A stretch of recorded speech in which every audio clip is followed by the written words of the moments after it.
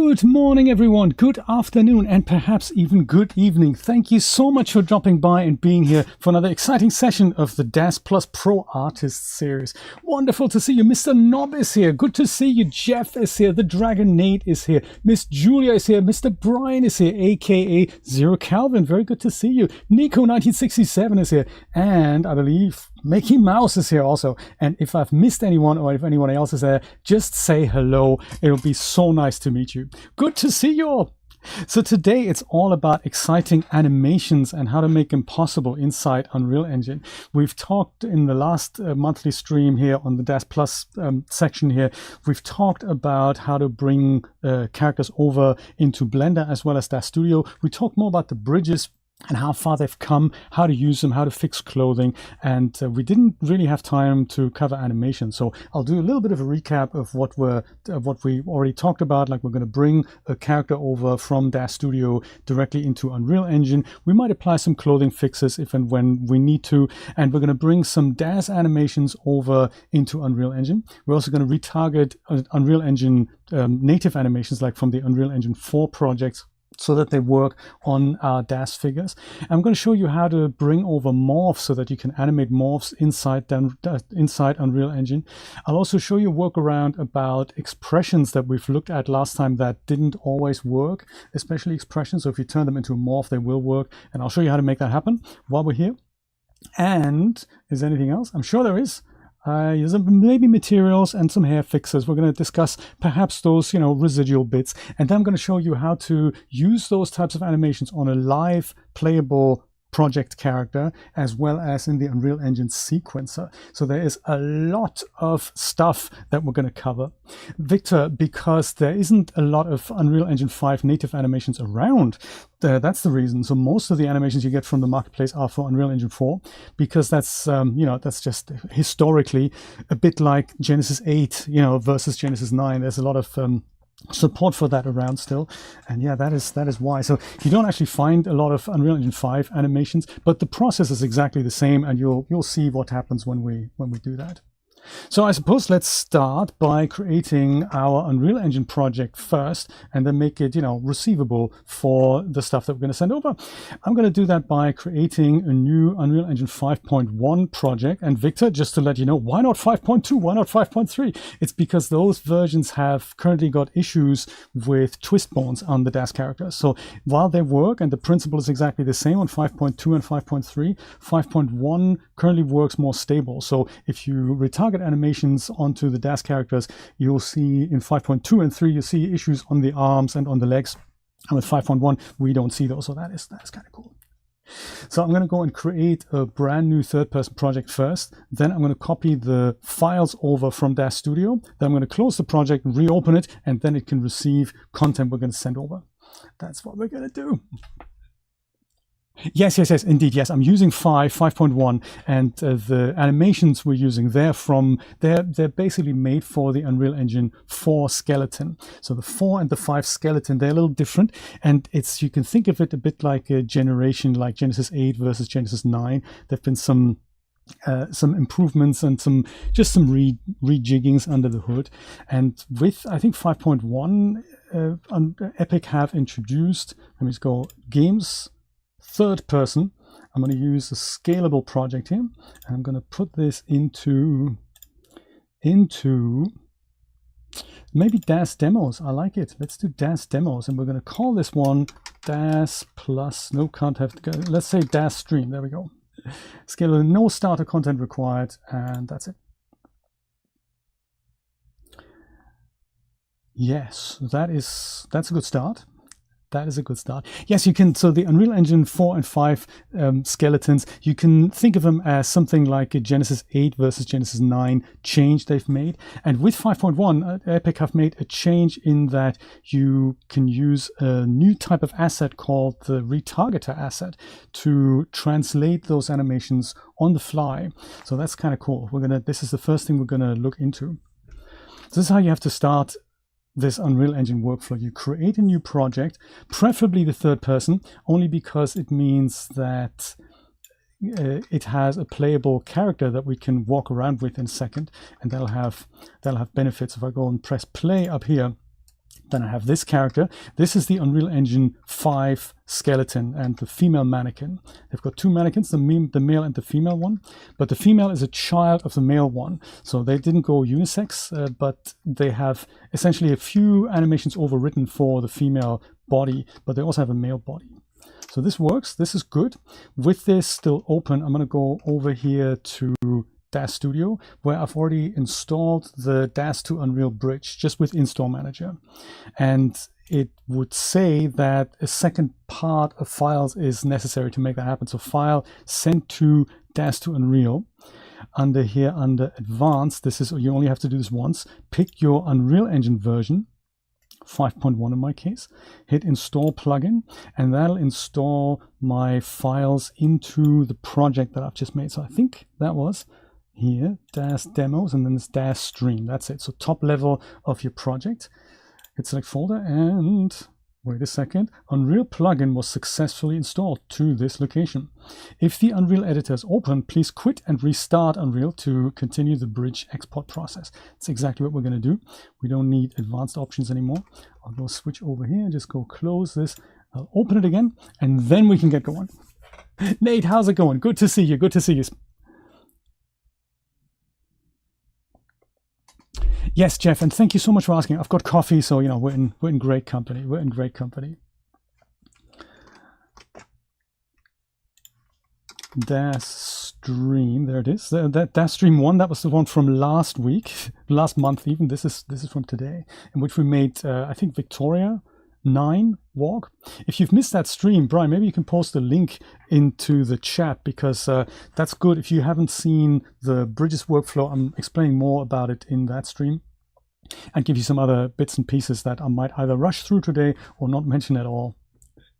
I'm good. Thank you so much for asking. Thank you so much for asking. There we go. So all that's happened now in this project is that under plugins, this Unreal Engine plugin, or the Daz to Unreal plugin, has been enabled. And that means, as soon as this comes back to life here, that means that Unreal Engine is now listening to a port, and when we export files, it'll pick it up. Eventually. It's not an exact science. Well, while Unreal Engine is thinking about it, let's build ourselves a character here. Let me go and cancel out of this. And I was thinking the workflow is the same for Genesis 8 and 9, and I believe even 3, even though I haven't tested this. I'm going to use a Genesis 8 female character with hair and clothing. And I've decided, only because she has such a beautiful smile, I've decided we're going to use Sahel by Blue Jaunty, I believe. Sahel, there she is, with the signature smile. Oh, she also has hair. Oh no, that's that. No, I'm going to use a different type of hair. So let's go and load her in the A pose. And notice it's a custom character. So it's not the base figure, it's a custom character. And we're going to use some clothing and some hair on her. And we could, there's two types of workflow that we could go through. We could either make fixes here as they appear in Daz Studio. I'm going to use this one here, the yoga clothing. Maybe with slightly different colors. I'm not partial to black and white. I like some kind of a muted type of color. And you can see that the outfit isn't quite made for her. So there's a few distortions here on the chest area. You can either go and fix them right away if you like that. The item is deforced, but the top isn't deforced, so that's a problem. So ideally I would bring this into ZBrush and just quickly smooth this out. You can also bring it into Blender. We can do that now, or we can do that after we've exported it. So totally up to us.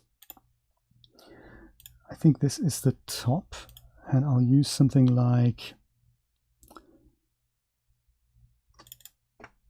the purpley type blush thing. It's a bit of tone and tone type environment.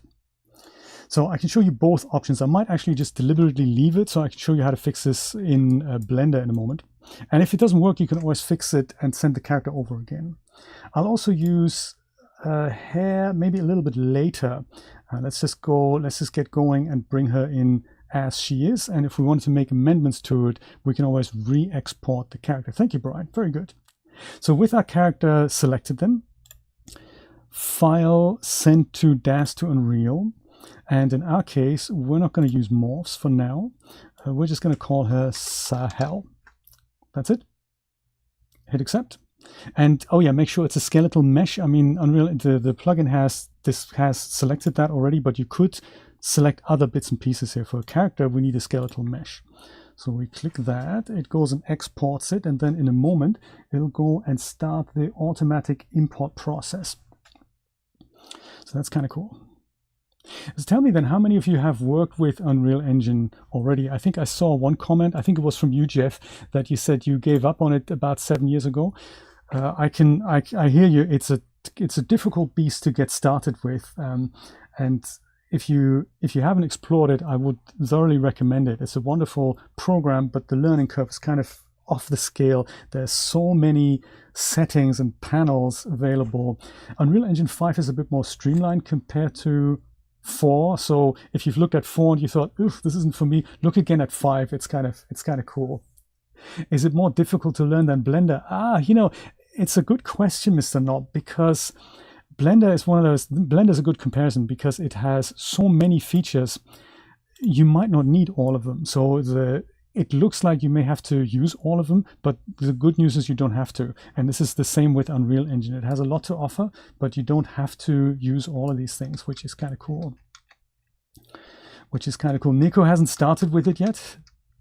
And yeah, Jeff, yeah, absolutely. Have another look at it. It's kind of cool. I think it's on par, I would say, Mr. Knob, on par with Blender. Blender is more old school, and Unreal Engine is just a very different way of thinking. Let's go and have a look how this content actually came in. So some of these things, there's always a content folder, and that's the stuff that's in your project. If it's a completely blank project, it's completely empty. But if you had the third-person project, then you have something like this. I also have the plugins and engine showing. This is something that isn't showing by default, but we need that later. So under settings here, there are these two things that you need to enable: show engine content and show plugins content, and that will make these two folders available. So if they're not showing, then make sure that you enable those, because we need to grab some stuff from the plugins content later there, from the plugins folder. So we have Daz to Unreal, which is kind of the top folder for stuff that comes in from Daz Studio, inside of which we have one folder which is called Sahel, and that is where our character and all the bits and pieces live. We have textures, and the textures are applied to materials. The materials are then instanced twice, and I'll talk more about this later when we come to materials. Here we have these 3 files, in 2 of which we can ignore. This is a control rig here, and this is a physics asset, so we don't really need to worry about them. The one with the pink strip is the skeletal mesh, and we can either double click that to open it, or left click and drag that into the scene. Press F to zoom in here, and then we can go, oops, hello, there we go. And then we can go and spin her around and have a look at her. The lighting isn't ideal, the default lighting in Unreal Engine. Let's go and have a look at that and just make that a little softer. There's a couple of ways to do that. Collapse everything, and then under lighting, I'm going to find my directional light and just make that a little bit softer, like so. If this is too bright or not bright enough, have a look under lit, and then you can either disable game settings, which will then make this kind of a manual exposure, and then you can turn this value down, like, make it minus 0.5, and then it's a little bit less bright. So I might make that either this or 0. So this is something to play around with. -1 perhaps, and that's pretty much the same, isn't it? I'll just leave it on the default here. So that's the character, but currently she can't really do anything. But if we go and play the project, we can see that this character has already got animations. Our Sahel character does not. So let me first show you how we can turn Sahel into the playable character so that she can, basically move around. And that happens with the magic asset that comes with the Daz to Unreal plugin called the Retargeter asset. And that is something that we're going to go into the third-person blueprints folder and open up that third-person blueprints character. This is the object that Unreal Engine or Epic have provided for us. That's the thing that lets us walk around with, whoops, lets us walk around with my character. I'll grab the camera, just put that slightly closer here, and then I'll see that this is the the Unreal Engine mannequin in the static pose. So in order to move animations from one skeleton to another, Unreal Engine has this concept of a retargeter, and that is something that translates poses essentially on the fly, not only static poses but also animations. So I'm going to go and add another skeletal mesh to this character. I'll call that one it'll be a skeletal mesh, and I'll call that one the Daz mesh.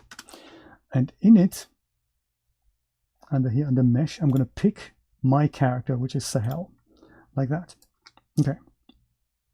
She's now in there, but she's not moving. So in order to make her move, we're going to need an animation blueprint so that that can translate our kind of controller inputs to the animations on that character on the fly. So we need to make that. It's a retargeter asset. I'm going to go and put that into maybe a new folder, call that animations inside here. And in here, I'm going to might make one animation blueprint. And this needs to be based on a skeleton. So in our case, it's going to be the Genesis 8 basic skeleton. And I'm going to call that one,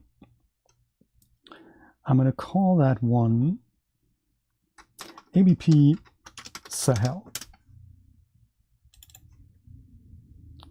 And this is a little crazy, but it needs only one node, so we don't have to worry about what's happening here. It needs one node, and that's going to be called retarget pose from mesh. And you only have to do this once. So once this is hooked up, this node that needs to go in here needs to have an IK retargeter asset that is provided by the Daz to Unreal plugin, and it's called G81 Fix Rot 0 Root IK retargeter. It could also be called just G9 retargeter, but I guess they named it a little bit longer here, so for historic reasons. That's the one that comes with the Daz to Unreal bridge.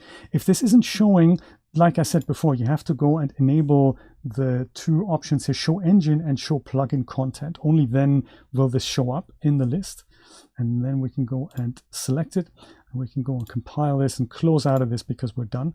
And this is the asset that we need to go and select here, and it's going to be ABP Sahel. Oops, no, not that, sorry. Not that. This one. There we go. And now it looks like Sahel has turned the right way. She's just overlaid with the other basic skeleton there. So we need to go and get rid of that. With that epic skeleton selected, search for visibility, make it invisible, and switch over visibility based anim tick options to always tick pose and refresh bones.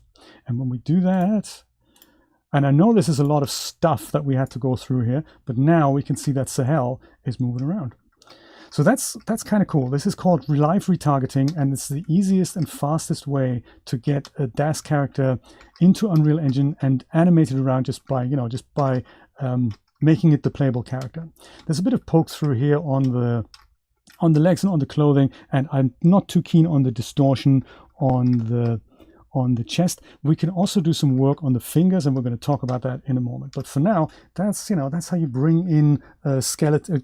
That's how you bring in a Genesis figure into Unreal Engine, instantly animated within literally 10 minutes. It is a lot of stuff. I know. But this is kind of the live retargeting way. There's other ways to do this. So there's Unreal Engine has these two concepts of either doing it in real time, and that's good for if you have a game project. But then there's the other option, which means you can use these animations on the sequencer, and that then behaves more like a timeline, like we're used to from Blender and Daz Studio.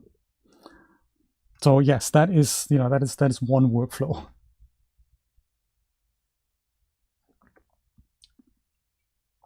Yes, it was actually a 5.2 issue. That's right. And I think, yes, well spotted, Sean. And it's the same in 5.3 still in the preview. And I know that David is working on it. He's certainly aware of it, and he has ideas of how that might be fixed. So there'll be a fix at some point. It's just, it's just not with us yet. So I'm thinking, now that we've done that, maybe we should do a couple of touch-ups to the character in Blender. So this is something that will be necessary from time to time. So you can make these changes either by exporting something from Unreal Engine out and make a fix in Blender and bring it back in, or you can make a fix inside Daz Studio and then bring it in. So kind of up to you how you do it. Let me just go quickly do it in Daz Studio, and then I'll show you the Blender way after that. How's that? Let me go and get rid of the distortion on the chest. So in my case, this is something I would probably do in ZBrush just really quickly, but Blender is also going to work. So with Sahel selected, send to ZBrush. With deformations, that's important, not at current resolution. If you do have ZBrush, make sure this is the configuration. With deformations means we're using the custom character rather than something else. So this is just for the distortion. It'll be 30 seconds. And if you do the Blender where you'd export the top and the character and then make a fix and re-import that, the top back as a morph in Blender, into Daz Studio, and then you dial it up, and then the crack is kind of smoothed out here. And then once we've done that, we'll get some hair on her and send the hair and the fix over back to Unreal Engine. And it's not quite animation related, but it's something you're just gonna have to do. That's the thing really with all these 3D things. There's always so much that you have to learn. I think Brian and I were discussing this recently, that the amount of knowledge that you need to bring to get around between all these applications is kind of crazy. I'll drop down the intensity a little bit, and just with Shift held down, I'll just go and smooth this out a bit. Like that. And then this here, that's probably a job for holding down Alt and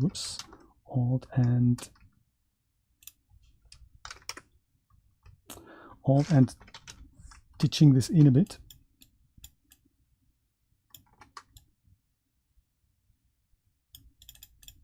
Perfect.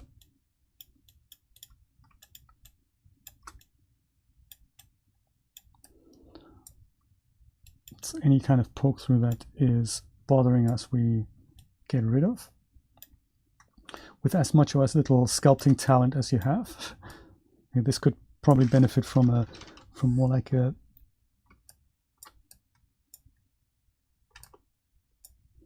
from vertex tools. Or the move brush, maybe, like so. There. Okay, let's say this is done now. I'm not saying it is, but let's just say it is. That's that fix. Let's go send it back over, go Z, and tell ZBrush that this is, let's say, the top fix. Hit accept, and then we head over to the clothing and dial that up. Fixed. So that's cool. So the cool thing about this is if you now send the character back into Unreal Engine, these changes will all be propagated into Unreal Engine, so we don't have to reset up the character. Everything that we've just done will Unreal Engine will be able to benefit from that. I think while I'm here, I'm also going to put some hair on her, which is technically a mesh change. I'm going to use the Kelly hair by Winfield, I think, because that is nice. I might just change the color a little bit, and I will go and show you something else while we're on this subject of pop into place. There we go. While we're on the subject of making some fixes here, I think this color is going to come in a little bit dark, so I'll go and head over to my hair materials here, and I might do it with this color, kind of a darker blonde.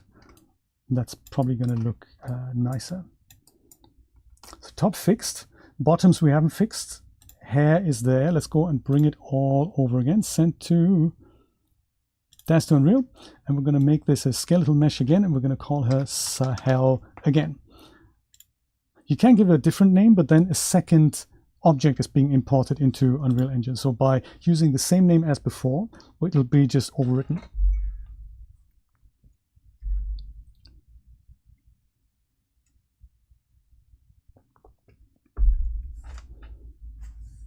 Perfect. I like. This we don't need anymore, so I'll close ZBrush down. Unreal Engine hard at work, I like it. Currently the hairless Sahel, and in a moment we're going to go and bring over, hopefully we're going to bring over some expressions as well. So I picked Sahel partly, I don't know if you know the figure, but there's a custom smile morph in there that I wanted to show you how to animate, because that's a bit tricky in Unreal Engine. So yeah, this is one thing I need to warn you about. You're going to invest a lot of time making this work. So it's not, there's a lot of stuff that you need to do. So expect to invest quite a bit of time making this work, but I'll give you all the tips and tricks to get started with this. So we're going to talk about how to animate the head, or how to animate arms, how to animate morphs. So you'll be able to take it from there. Sahel Smile HD, yes. The smile actually comes with the figure. Whoa, no, that's uncool. Gotta be prepared for this as well from time to time. Dang, brother, that's cold. Yes, one of those things. After all this work, perhaps I'm going to go and save my Daz scene, actually, so that we don't have to set this up again. Right, Jeff? Let's do that. Let's go and put that on my desktop.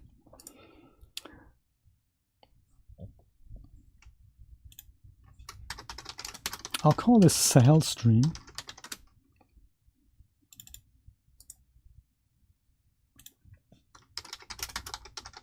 Just in case we have anything else later. Sahel with yoga outfit. There we go.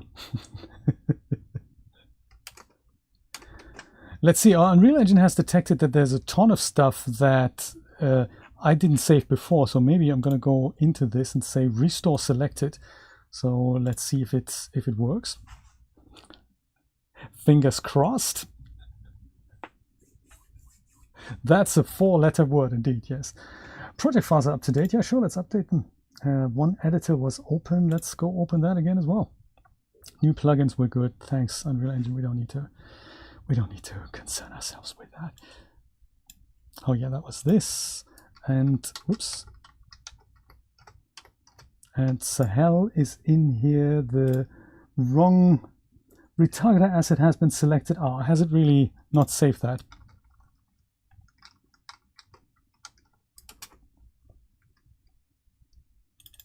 No, it hasn't. Dang. Well, that was unexpected.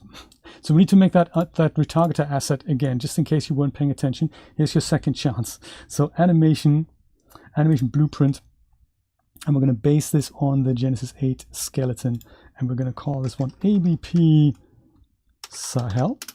There we go. In here, dang, why does this happen on live demos? Retarget pose from mesh. And the retargeter asset here is this. It's the animation blueprint, not the retargeter actually. I'll show you the retargeter in a second. And here we have the Daz mesh is still in here. Animation blueprint is going to be Sahel. Perfect. And she hasn't got any shaders at the moment. We're hoping this is going to come across. And she also doesn't have the chest fix, so I suppose it was right in the middle of transferring that. So let's go and try that again and see if that works. Sorry about that. Daz to Unreal. Sahel. If it doesn't work this time, I'm going to go and do it as a second object. Maybe that works. Maybe the addition of some polygons has got it confused. It's one of those things. Place your bets. Yes, exactly. Let's place our bets. Place our bets. Daz Studio is happy with the export. That's good. Unreal Engine is importing textures. Okay, let's go do this.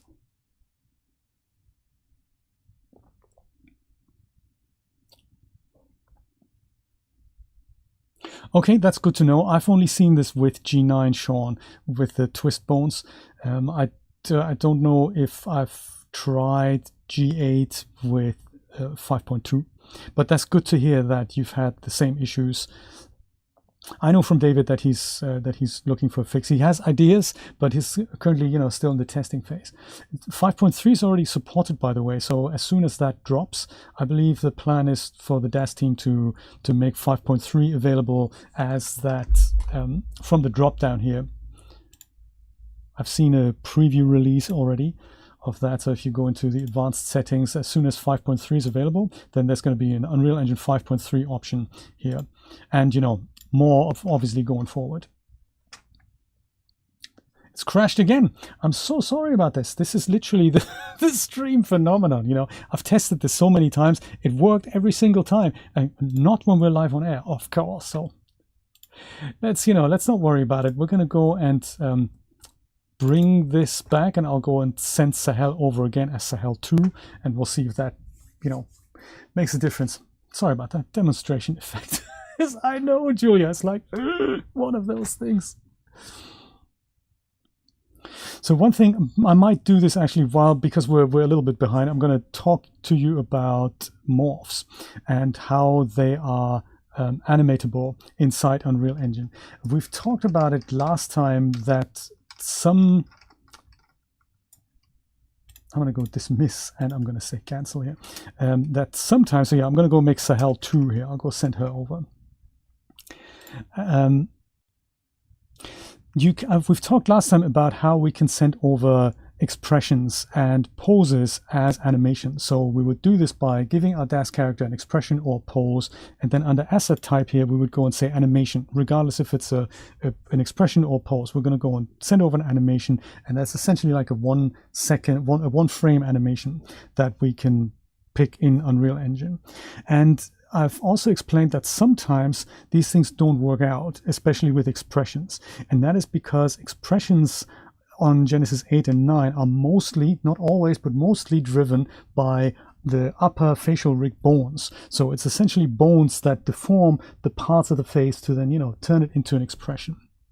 So when the Daz to Unreal plugin sends that over, it's a rigging thing that needs to be translated. But that isn't always accurate because not all the bones are caught. So what might happen is that the expression doesn't look like it does in Daz Studio. So there's a way to rectify that by exporting an expression out as OBJ and then importing it again as a morph. And then when you export the morph, then that will work. So just keep that in mind as you deal with expressions that don't work. If you have a handful of expressions and you think, hey, I really want those to work inside Unreal Engine, then export the figure without hair and without clothing at base res as OBJ, then bring it in again as a morph with morph loader, and then transfer that as a morph instead of bone arrangements.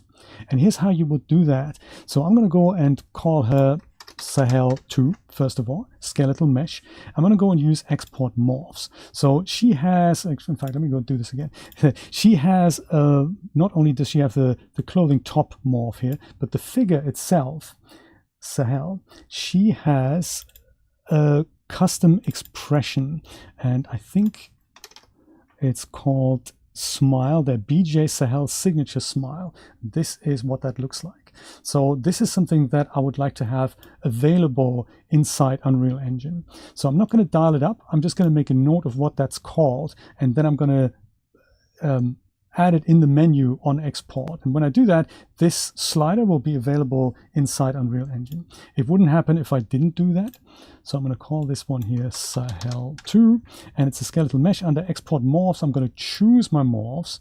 So in this case, there's a lot of stuff here. Click the top figure or the lower category to filter these things out, or search for it like I've just done here. So it's going to be BJ Sahel signature. So I'm just going to search for smile, and there it is.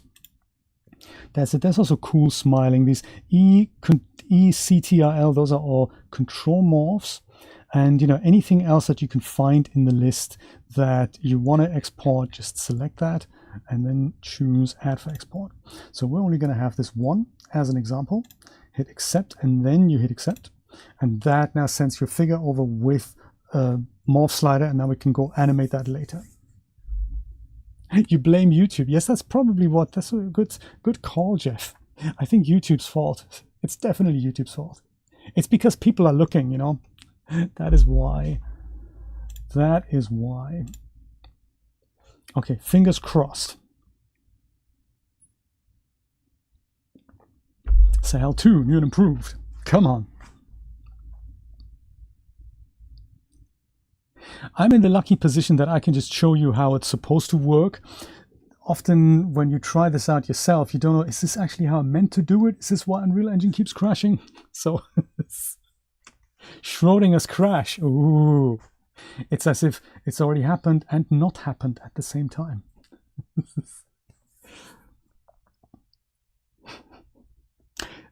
That's more like it, Nate. Schrodinger's stability. Come on. Hair always takes a bit longer, of course, so that's probably why that is. And with hair, I'm going to show you another fix as well. I should have called this stream Animations and Other Funky Unreal Engine Tips, perhaps. So it's a very common thing that'll happen with hair, and that has to do with a hair cap that looks really good inside Daz Studio, but it doesn't look so good in Unreal Engine. So we're going to have to probably remove it for it to look much better inside Unreal Engine. Yes, 60 windows. That's good. I like it. Anything in here? No. We can ignore it. That's cool. Okay, so we now have Sahel 2, and she now has hair. So that's good. That is good. Everything else still looks pretty much the same. And that's good. So this is one thing I meant, the hair cap. You see this kind of, it's not so much pixelation, it's just, you know, stuff that's overlaid here. So I'll show you how to remove that in a second. For now, just make a mental note of it that, you know, we can remove it and just go and set her up as our playable character. So she can use the same animation blueprint that we had a minute ago. So third person blueprint, open that up again. We just need to change the skeletal mesh in that blueprint, and then she's going to walk around. So in the viewport, I hope you remember how we did that. This is the mesh that didn't quite work. We're just going to go and turn her into Sahel 2, and there she has hair now. And then hopefully if we walk around, there we go. That's working out okay. That's working out okay. Perfect.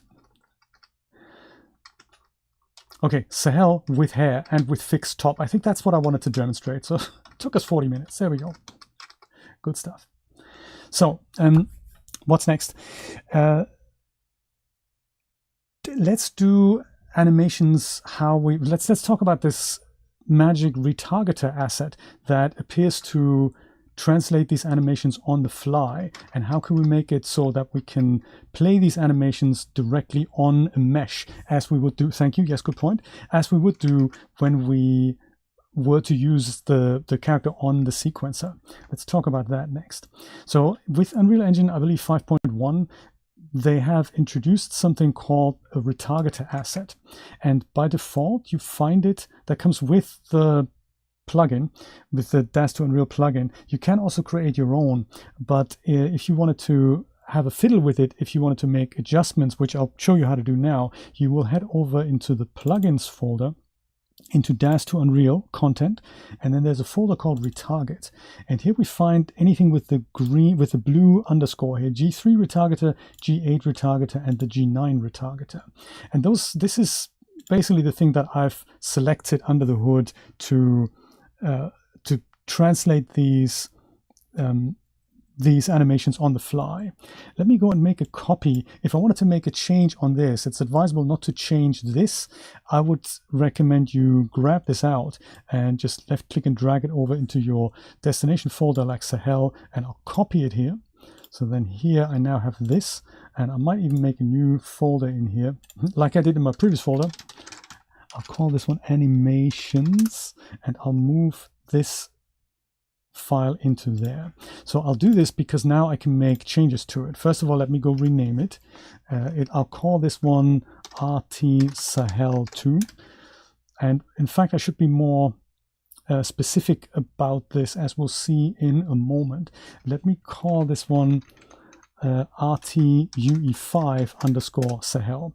So I'm descriptive here because what I mean by this is this asset will be responsible for translating Unreal Engine 5 animations to Sahel. And if I go and open it up, you can see what it looks like. It's kind of a pose converter inside Unreal Engine. On the left-hand side, you see your source skeleton. That's currently the Unreal Engine 5 male skeleton. We can also go and pick the female one under here, preview source, search for Quinn, and then that's the female one. The skeleton itself doesn't matter, they're compatible, but the animations look different. So if you apply the male animations onto Sahel, she walks a little bit like, a bloke, and if you use the female ones, then she looks more live, and that's probably what we want. On the right hand side, we see the Genesis 8 IK rig. That's something that the retargeter needs to be aware of the rigging. The preview mesh is going to be Sahel 2, and that's them side by side. So what this shows us now is what animations would look like when they're going to be converted. So I'll go and look for walk in this list down here, and then we have a couple. One is MF walk forward and one is MM forward, and also MM in place. MM means it's the male mannequin, and MF means it's the female mannequin or mannequin female. These animations, I can't apply them to Sahel. I can only apply them to our Unreal Engine 5 mesh. But if I do that, you can see that the retargeter now goes and translates this on the fly live. And this is why the walking around thing was actually possible. Let me go switch off debug draw. That gets rid of the green lines here. If you ever wanted to investigate, does this look good, or do I need to make any changes, you can go up here to the speed and make that a bit slower. So this is, this allows you to see what happens at which part of the animation. So I can see some issues here with the little finger that looks as if it's spread off a little bit on Sahel, but it looks okay on the Genesis, on the Unreal Engine 5 mannequin. So since this is our custom retargeter asset, we can make changes to it and tweak it so that that animations look really, really nice when they're being converted. Let me go pause this and show the retarget pose and tweak Sahel so that her fingers look more like what the target fingers look like. And the way to do this is, here's a source skeleton, here's the target skeleton. We need to go into edit mode and then pick whichever bone we want to adjust. So I think I'm going to go and bring the little finger in, and I think the fingers also need to be curled a little more on the hand. So let's go and just do this together. We are not worried about the thigh or the toes. We're worried about the left hand. Maybe the thumb could also come in a little bit. Let's start with the thumb. Yeah, so thumb. I'm going to go and just make that turn snapping not to 10 but to 5 degrees. I just go and bring that in by 10 here on the thumb. I think everything else, thumb left here could probably go with also with bending in a little. And then the third thing, I'll go and bend that in as well. So that's the thumb. And then on the fingers, as if thumbs aren't fingers, I'm just going to go and bring each of these down by 5. And that is something you're going to have to experiment with on a per character basis. So 5 might be too much, but essentially it is pick a bone, make an adjustment, and once you've made that adjustment, have a check if the animations look better. So it's not going to work directly out of the box, even though for the most part it does. But for fine-tuning, this is how you do it. So just because, for the interest of time, I'm just going to do one hand here. That's the ring finger. And I'll leave the other one as it was, so we have a direct comparison there. The left pinky, I'm going to go 5, and then 5 here as well, and then 5 here as well. You can have a look if you wanted to use 5 or 10 there. let's go and do this. Oh yeah, and one other thing on the little finger, it was just a bit too far over. So I'm going to go and bring that in. Whoops, not that. It's the top bone here. Let me go and bring that in 5. It might even be more than like 10. And then I'll try the ring finger on this as well. Make that 5. So that brings the fingers slightly closer together, at least on one hand. Go out of edit mode, and then we can go and try to look at that animation again. So you can see how I've changed the position of the hand, and it looks a little bit better than it did before. So there we go.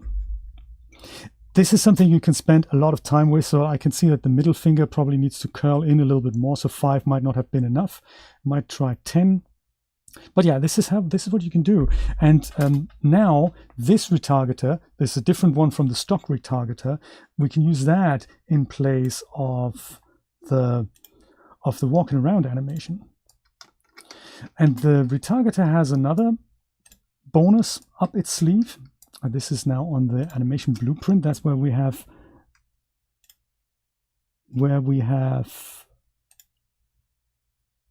set that. Where was that? ABP Sahel. Oh, it's right. It's still in the original Sahel folder. Let me just go and copy that over so that we have one here as well. Copy here. I'll rename it ABP Sahel 2, just because it's it's a little bit clearer than for me. That is also not what we wanted. ABP Sahel, here it is. There. I thought we were making a copy of that. So this, I'm going to switch the retargeter asset out now for my Sahel one. This is the custom one that I've just made. Let me go and select that. This we're going to leave open. We're going to need that in a second. And that should now acknowledge the changes that we've made to the fingers. Can you see that thumb is a little bit closer? Fingers look a little bit different. So that would be the live retargeting. And you make that change on this retargeter asset, on this magic thing. But the retargeter can do other things. So it can do it live like we do here. It translates the poses, as we play the game. You can also move them over directly from this menu here. And this is going to be interesting when we bring in Unreal Engine 4 animations, because we can retarget them in the same way. So right now, if I look at my... Didn't I just have a Sahel mesh right in here? Didn't you just see that? What happened? Crazy stuff. Can we bring another Sahel in and turn her around like so, and press F to look at her? So if I go into my details panel here, and I'll change over from animation mode blueprint to animation asset, then in the animation to play, you can see that we don't really have anything in the list. So we only have one thing, which is the pose asset, which is kind of like a, just the A pose really, but we don't have an animation that we could natively play on this character. So that's something important. I'd like you to make a mental note of that. If we go back into the retargeter and we're gonna look for walk again, then I can go and select a pose like the walking forward pose and translate it so that we don't need the retargeter asset if I wanted to play this on my mesh directly. So if I go and select that and click this button here, export selected animations, it'll ask me, hey, where do you want to save it? So I'm going to go and put this into Daz to Unreal Sahel 2 animations. I'm going to give it the same name, so no prefix or postfix. Hit export, and this is now the Unreal Engine, this is the retargeter translating the pose so that my native mesh can understand it. So now if I have the animation to play, I now have this MF walk forward animation that I can now go and select, and that now means that if I were to turn her around once again, if I go and There we go. If I go and simulate the project now, here over on simulate, we can see that, first of all, my other Sahel is back, but she is now walking natively. So this is the mesh. This wasn't the blueprint. This is now the mesh on which the animation can happen automatically. So this is good. This is good to know, because this lets us use the same animation on our sequencers so that we can, you know, use the character when we put animations together. So that's how that works. You can use the retargeter both as a live, you know, inferring a pose from one skeleton to another, but you can also use it to write out animations and make them natively playable on your skeletal meshes. So then in the next step, we would go, it's a shame that this other character was lurking around here. I'll go move her over just a little bit. So in the next step, we would be able to say, make an animation sequence. This is kind of how you animate inside Unreal Engine. Cinematics level sequence, and you call it SQ test or whatever. You double click it to open it, and this brings you the timeline, so to say. But Unreal Engine doesn't just have one timeline, it can have multiple timelines, and it does this so that you can use timelines and cue them from timelines and make yourself some non-linear animations. So this is a completely empty timeline. I might give it a few more seconds here. Show time as seconds. I'll make it maybe 10. Stretch it out a bit to the end. And the first thing that we need to do here is to tell Unreal Engine what we want to track. So it's like, you know, keyframe animation wise. Whatever you've got selected here, could be this, could be that, could be that. You can use the track button and use actor to sequencer, and it will add this. It will add animation options for this selected item to the timeline. So in case of a cube, you now have the transform options, and you can keyframe the cube. I believe S sets a keyframe here, maybe at the front and at the back. S sets that keyframe, and maybe kind of, I don't know, at 1 second or something, we want the cube to be up. You press S again, and that's a keyframe set. And then maybe slightly later, maybe here, we want to go and have that cube go down again. Press S again, and then that's, you know, that's how you would animate this object. And you can add other objects to this timeline so that you can track it, and you can then go and use this timeline to get cued from other timelines as well. That's kind of cool. So you can make a complex animation on one timeline and not have to deal with 50 objects that just, you know, that timeline. We've all seen timelines like that. They look crazy. So you can have one object per timeline and just have it as complex as you want, and then have another timeline for a different object. So that's kind of nice. So I don't have to track Sahel here in the same timeline. I could do that, but I don't have to. So if multiple objects get too complex, I can just go and split them out into different timelines. So with a character, I can do the same thing and more. So the first thing we can do is apply an animation here. So the cube couldn't do that because there are no animations that you can play on static meshes like what the cube was. But Sahel is a skeletal mesh, and we can grab an animation here. And we only have one that we can use, so let's play that. That can be shifted into position on the timeline, and as I move my playhead, it plays the sequence. So it only plays it once, and it only lasts 1 second. But if I wanted to play it multiple times, just left click and drag that out. It's a bit like in Animate, and you go and make her walk in place for the duration here. You can do other cool things, like we'll see later. You can blend animations together. You can also play these types of animations, aniblocks, whatever you want to call them,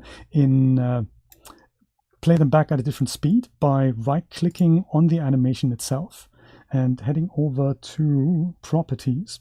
And then this whole huge menu comes up, and it has several options. I don't want to confuse you too much with that, but you can make it reverse, or you can have the play rate be something slower, like 0.6 as an example. That makes my animation a bit longer, but you can also see that she's now walking slower.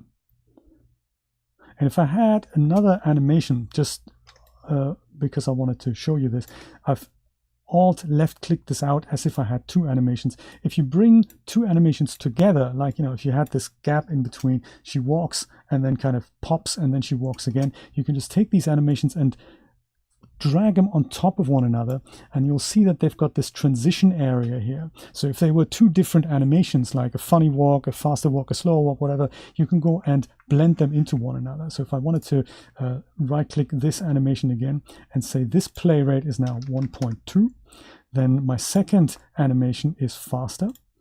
Drag that out here a little bit, and then I can see that she's gonna try to do her best to transition from one slower walk into a slightly faster walk. And if I had timed that better, then we wouldn't see that foot issue that we've seen there. But there we go. So in principle, this is how you can easily blend animations together. So that's very convenient with the sequencer object here.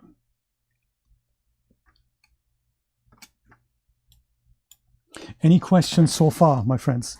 Shout them at me. The moderators will compile them in a list. I'm going to just have a quick look at it here. Mr. Knob, I've already answered your question. Is it more difficult to learn than Blender? Yes, it is a little bit. It has so much more to offer. So one of those things. If you do have any questions, just drop them in the chat and I'll try my best to answer them. So we've done that.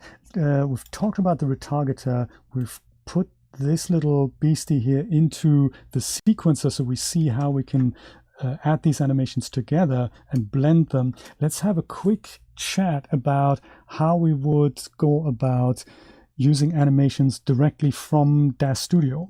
They, of course, wouldn't require the retargeter asset. So we'll come back to the retargeter when it comes to translating Unreal Engine 4 animations, but we do have animations inside Daz Studio that we can send over just as well.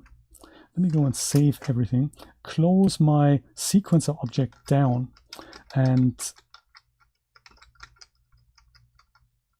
make an animation inside Daz Studio that we're going to send over. So I have a few blocks here. In fact, you have them too. They come with the starter essentials. And if you go over to that product, I believe, you can either look for the starter essentials product in your smart content tab, or you can just go to animations directly, and then you'll see the starter essentials pack here. Double click on that. Everything that's an animation here, that is technically an block. And if you hover over these things, you will see that Daz Studio is trying its best to preview that animation as good as it can. So it's struggling a little bit with, like, 1 frame a second, because it's a high-res 8.1 character. So that means we're dealing with multiple levels of subdivision. We have clothing on it, we have hair, and all of that is probably subdivided, and that takes a while to to preview and to animate. So what I like to do when I do anything with animations inside Daz Studio is that I switch every object in my scene to a base resolution. Let's just have a quick look where that is. So with my character selected on the parameters tab under general, there is the mesh resolution option, and it's usually set to high resolution. And then you'll have something like the sub D level that we'll see in the viewport and the sub D level that we see in the render. And what that means, just in case you're not familiar with it, it means that the character, look at the ears, has a subdivision surface modifier applied, like the nose will show that as well. If I switch this to base resolution, we don't have that. The character looks a little bit more chunky, and my computer has only needs to work 25% as hard as it did with the subdivision applied. So this is literally just what's shown in the viewport here. If I crank this value up, it would have to subdivide more and would show me more. For the render, it'll be subdivided even more. So you can either go through every item in your scene and switch this from high res to base res, or you can use something cool like the scene, what's it called again? The Scene Tools by 3D Universe. That provides a little script here. This is this icon. If I click that, it'll go through every object in my scene and will switch the high res to base res. Like now, not only is the character now base res, but also the clothing and the hair, and it's gonna do my animation preview the world of good. So I'll do that with another click. It'll all be switched back to high res. Frame sample, really? 5.11 is still installing. It does take a while. It does take a while. It's like a 16 gig package, I think. And then there's installation involved. So yeah, no, that's cool. That's cool. Keep watching and keep installing. I like it. I hope by the end of this, you'll be able to have a running project that you can follow along with. So with that switched over, let me go back to my smart content and find something cool. So it's going a little bit faster now. You can see that Daz Studio can preview a bit more. You can do other things. You can switch off the hair, for example, or even the clothing, and then it'll have a much faster way of animating this. So with this, you can go and pick yourself an animation that we want to use. Punch. Boom, baby. That is interesting. I think I had something like a high five earlier. Tantrum. Definitely tantric. Staying alive, that's always a good move. So she can dance like this. This is actually looping animation. Let's do this. Let's go and do that. So I'll open up my timeline, and all these things here, them being Ani-blocks, you go and switch over from timeline over to animate. And then you go and left click and drag that block over. And you can see it's non-linear animation. And this, you know, that's just what that looks like. It's good. That's kind of cool. So that's a good animation to bring over. In order for us to send that, I can't send the Ani-block directly. I need to send keyframes over. And in order to do that, you can go and right click on the bottom here, anywhere below this Ani-block. You can put multiple on here as well, of course. You right click and then you say bake to studio keyframes. And when you do that, Daz Studio asks you, hey, baking this to the timeline, control is transferred over to the Daz Studio timeline, which means this other object here, and Ani-blocks are ignored if you do have these keyframes. So let's do that. Click yes. It takes a moment, and then eventually, he says, it should go and put the playhead at the back of the animation. Then you can go and delete the Ani-block, and you can see this is 148 frames. So let's go and delete that. You can leave it on there. It's not really a problem. 100.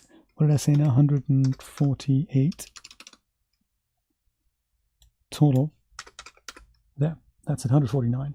And now the same animation is played, but it's a keyframe animation now. And only keyframes can be sent over as an OBJ. Okay, let's do this. This here, I'm going to switch the hair back on. The resolution doesn't matter because we only have the base res inside Unreal Engine anyway, unless you choose to do differently. We're not going to cover that today. Let's go and send this animation over to Unreal Engine now. So File, Send to Daz to Unreal. And this one was called Staying Alive. And instead of asset type, I'm not going to use skeletal mesh. I'm going to use animation for this. And you can leave the defaults intact, hit accept, and this will now create ourselves an FBX animation asset inside Unreal Engine that we can play directly on the mesh that we've transferred earlier. Takes a second. Boom, perfect. So this animation doesn't need a retargeter because it's natively made for our character. Daz to Unreal makes a new folder called Animation. That's where Staying Alive is. And if I go and select my Sahel here in the viewport, head over to Details, and then Anim to Play, in this list, we're going to see Staying Alive now. So let me go and bring that in. Woo! And we see something that is just, oh, not such a good look. Let me go and turn you over like this. Yeah, that's Staying Alive on another level. That's praying to stay alive. Yes. I mean,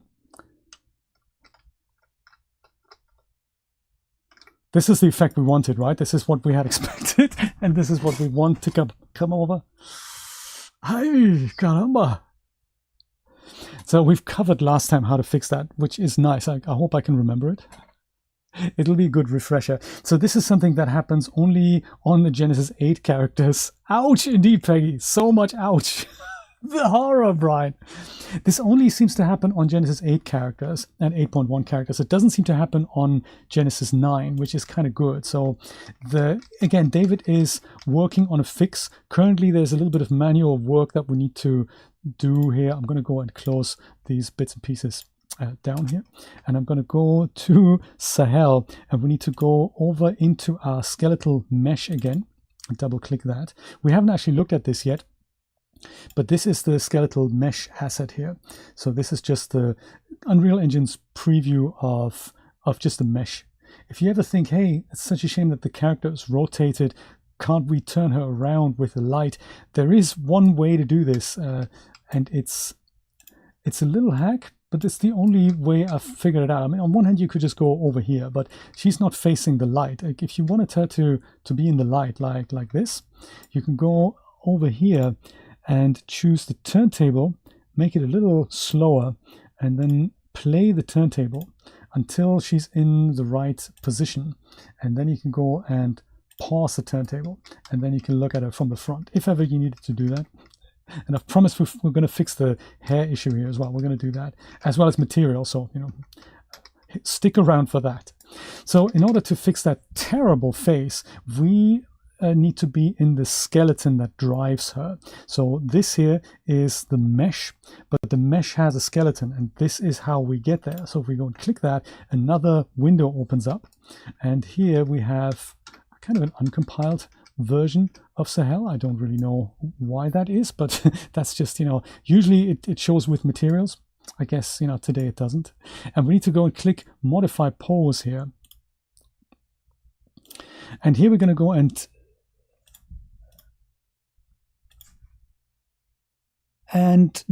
actually, no, sorry, not modify, it's add manage retarget sources, add that and add our Sahel retarget pose here. And then I believe we can go and modify that to Sahel. No, why does that not work anymore? Dang, Jay, that didn't happen during rehearsal. I thought it was just add this, and then we have that. But that also then needs to be fixed on the animation. Oops. Is that not how that works? I think it might be. I think it might be. You're still seeing monster face, no materials. I don't really know why. Asset details, retarget source, Sahel 2. There we go. And now it works. So yeah, this is how it worked. So good. Okay, good. I don't know why there's no materials showing here. I can't tell you. It's a bug. It's a bug that usually doesn't happen, only happens today. So open the mesh. From here, go to the skeleton. Then from here, add the retarget source and pick your character. Then open up the animation, and under retarget source, pick the character that you've just picked, and then it's fixed, which is nice. So then here it appears to not have been fixed, and that's only because this animation is being previewed. So in order for that to, you know, we fix the animation itself, we're going to have to just select a different one, like this one, then go back to the one that we just have fixed, and then her face is okay. So that is how that works. I've explained that last time, and it worked out really well. Don't know why that was an issue today. But yes, look at that. So now she's dancing in place in simulation mode, and we have this animation that we can also now use on the sequencer asset that I've just shown you there, the level sequence, and we can keyframe that the same way. So that's how you bring in Daz animations over to Unreal Engine. Any-blocks or things that come in as keyframes, they both need to be keyframes in order to be transferred to Unreal Engine. So if you have any-blocks, just go and bake them to the studio timeline and then send them over. That's how that works. And then also, just because while we're here, let me go and open up my sequencer again. She's doing this, and now we can try to add another animation to the end here. That's staying alive. I don't know if that's gonna blend well. She's walking and then going into woohoo dancing mode. So it's blending seamlessly. That's kind of nice, isn't it? Walking fast and then turning around. So you can also, you know, let's take the second animation away and blend that in with the other one. Walk around and then go woohoo. Perfect. So that is how that works, and it works really, really well, I have to say. I'm really surprised how much they've turned this into pretty much a one-click experience. So there's always things that you'll have to fix and adjust when it comes to transferring content from one app to another, but it works in principle, and that's just so cool. So let's see if we can get the facial morphs animated. That'll be good as well. This is something, this is another, I hesitate to say it, animation mode inside of Unreal Engine. So this is essentially how we compile an animation out of blocks on the in the level sequence here. But there's another way to make adjustments to existing animations, or what Unreal Engine calls animation sequences, that are the actual FBX animations that we've just sent over. So in my animation folder here, the staying alive one, I'm going to just use that as an example. And she's still not got materials on here, which might make this a little bit difficult to see. Yeah, this is a little bit of a problem that we don't see materials. So usually when you do it, you see materials. And yeah, because I wanted to animate the face here, and it would be really nice if we could see materials for that. So saving me exporting her a third time or making another project, I will just see if we can make it work this way. So this is what Unreal Engine calls an animation sequence, and that is literally the animation that has either been retargeted or comes over from Daz Studio. It's the one with the green thing here. It says animation sequence there. So Daniel, welcome first of all, and thank you so much for dropping by. Where did you see that? Where did you see the preview asset? I can't see it. Oh, preview is this one here? No, that's not it. This one. Oh no, that's the retarget source asset. Sorry, I didn't mean to do that. Yeah, I can't see it. If you are there, you're the man, Daniel. Welcome, Daniel Bowie, everyone. Thank you so much for bringing that to my attention. Very good. So Daniel, just to bring you up to speed, Daniel is one of the most amazing programmers who's working on the Daz to Unreal and on the other Daz to other applications Bridges project. And Daniel was single-handedly, I don't know if it's single-handedly, but Daniel was responsible for amalgamating much of the glue code and turning it into something that lets the programmers have one section of code that exports content from Daz Studio and then have other snippets that imports them into the relevant target applications. Wonderful to see you. This is so cool. So Unreal Engine has these things. They're called animation sequences. Those are technically the FBXs that you bring in. And when you double click it, you go into this view, and that is called persona, on which you have the whole animation here. So when you press the space bar, you can preview it. There's the speed thing here, but you can make this thing a bit slower if you wanted to have a closer look at what your animation looks like, so that you can see where things might be going wrong, where you might have to override keyframes and so forth. And it is in this view that I'm going to go and animate the facial expression. So first of all, let's have a look at how the morphs have actually been transferred over into Unreal Engine, and that is in the skeletal mesh. If you go back to that, it's the one with the light pink underline. If you open that, you can see that I only have one, which is this one here, the Sahel signature smile. Zoom in onto the face, and this is now essentially the same morph slider that we had in Daz Studio, so we can make a smile. Obviously don't go into the negative, that looks really sad, but this looks great, and we can animate this either from blueprints, or also we can override this and trigger it directly with an animation curve inside an animation.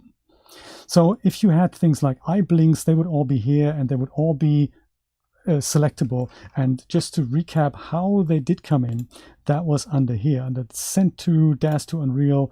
If you go and choose morphs, anything that you've selected here in this list, that'll come across. So if we're thinking we need to have something like jaw open, for example, we can make that happen. If it was a morph, if it's not a morph, then we're going to have to define it, like I said earlier. But this is how you get the morphs there. So anything like eye blinks, anything that you want morphed, turn it into morph and then transfer it over.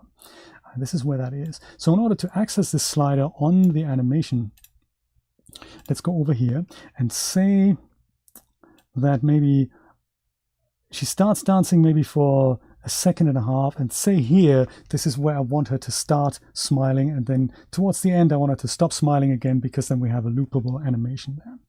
So this would be doable with an animation curve down here. So curve, add curve, and then you pick the morph you want to use. So in our case, it's the BJ Sahel Signature Smile HD. That's created this new track down here, so to say. Under curve, you can say edit curve, and then you go into a second tab here. It's a little bit convoluted when you see this the first time, but we now can see a curve with keyframes that we can now, animate. So I'll say maybe from here, I want to set myself a keyframe, and that happens with S on the, sometimes with S, sometimes it doesn't happen with S.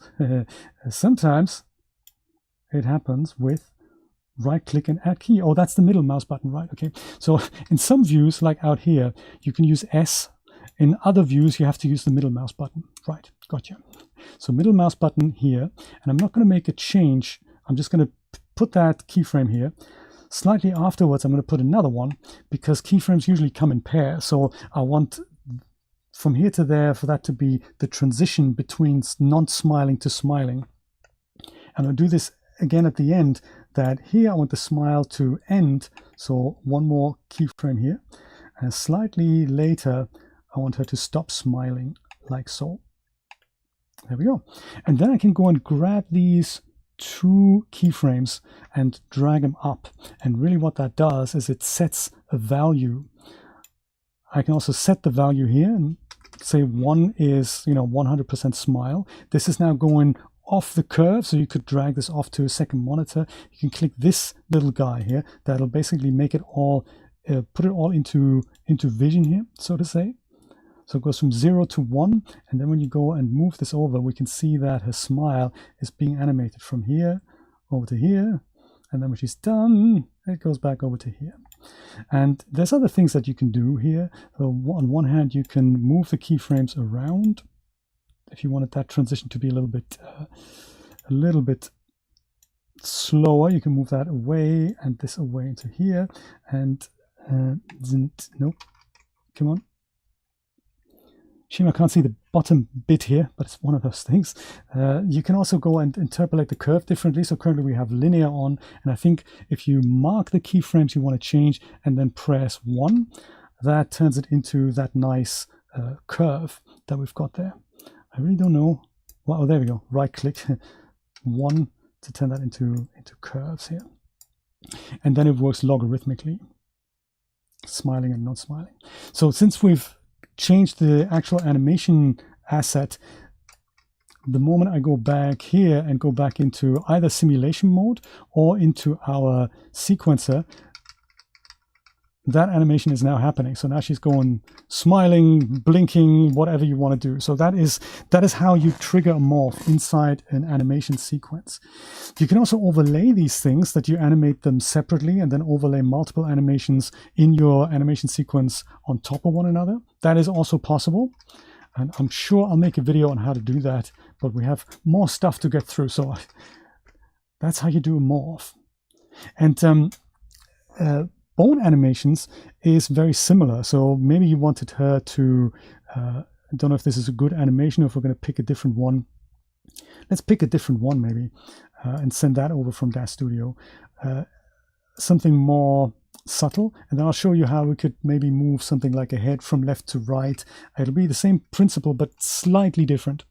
Slightly different. Let's go back to Daz Studio, find ourselves another animation here. I think there was one high 5, I'm thinking.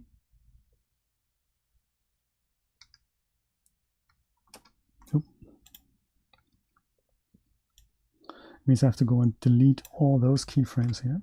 Oop. Not with the delete key, by the way. Very important. Don't use the delete key. Go right click and choose delete selected keys. Otherwise it will delete whatever's selected in the scene tab. I am too kind. You're too kind, Daniel, for bringing us all these funky tools that we can spend so much time with. So let's use either of these. I'm so glad that you're here. Does this work? Interestingly, that doesn't work. Why does this not work? Maybe I'll just go load my scene in again and try again.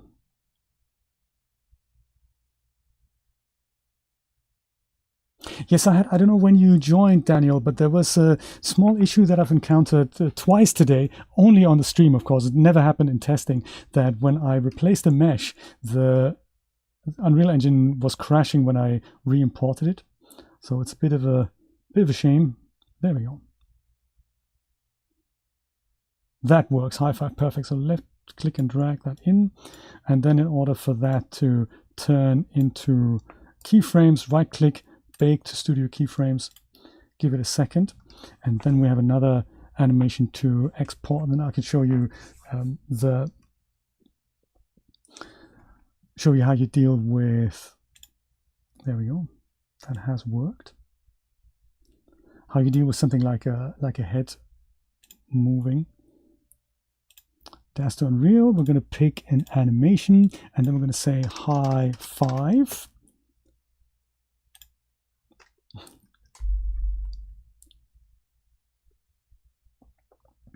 And once we've done that, I'm going to have a look at retargeting animations from the Unreal Engine 4 packages. Oh, cool, excellent. It's, it's one of those things. Sometimes bugs happen, and then the next thing you try them out, they don't happen anymore. I know that is not what engineers like to hear. Like do you remember the bug I mentioned to you with the end palette in Blender that was flickering only in sculpt mode, but not in other modes, but only when we're using Daz to Unreal? That's gone away. I could not reproduce it again. So, as far as I'm concerned, that no longer exists. So unless you fixed it, I don't think you have, because I've had it happen and then I've not had it happen. So it's probably just gone. I don't know. I was going to make a video about that for you, but since it never happened again, I thought, hey, that's probably Gonski. So that's always good when things auto-resolve. So high five animation still has the face. So, not the face, not the face. Let's go correct that. Double click the animation to open it and retarget source with Pixel 2. And then all is well. Save that out. This here, we just need to pick a different animation, then pick this one, and then, the face doesn't happen anymore. So currently,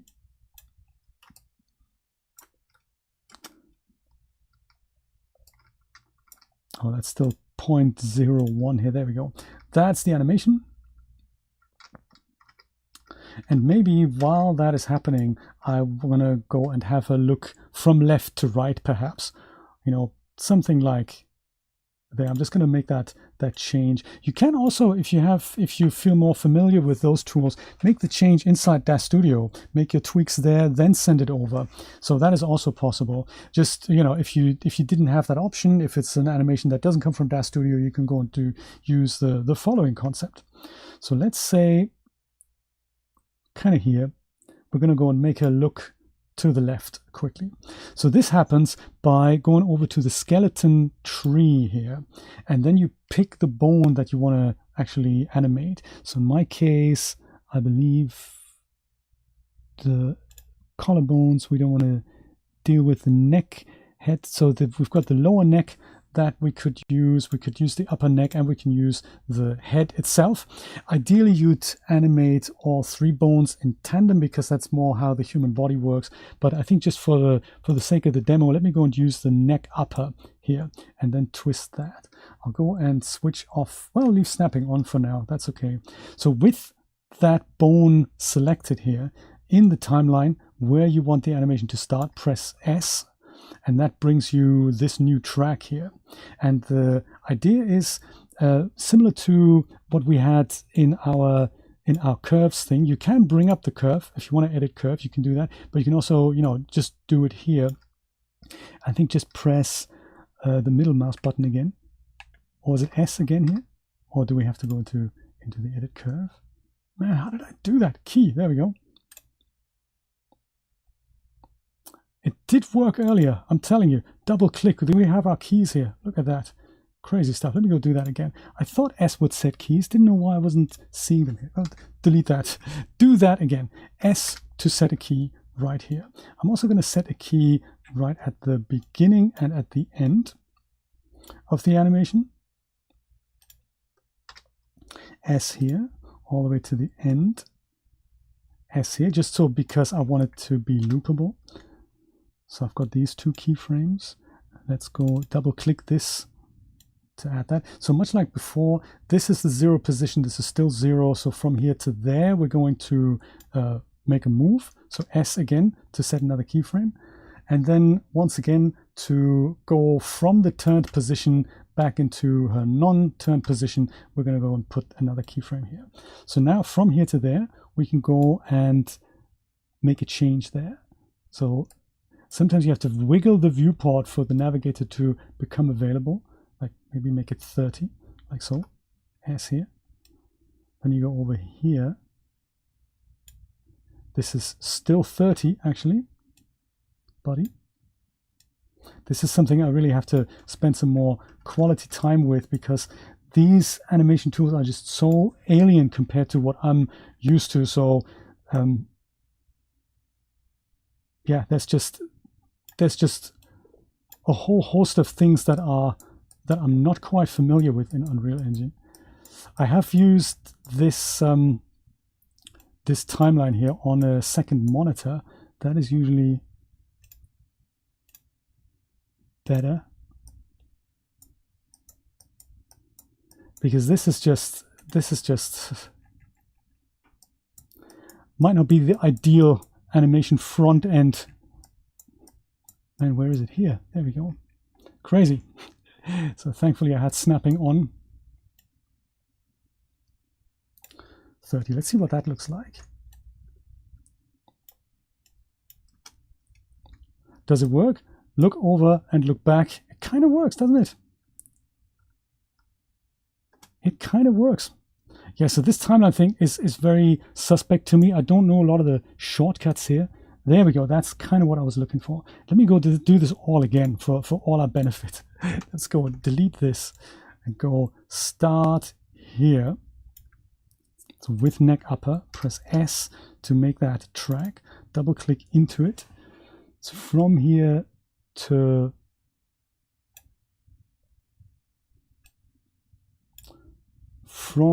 there, maybe turn head the other way, S again.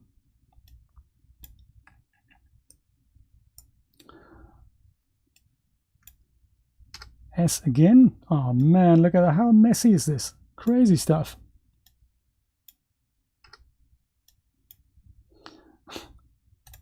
This worked so much better in rehearsal, you know.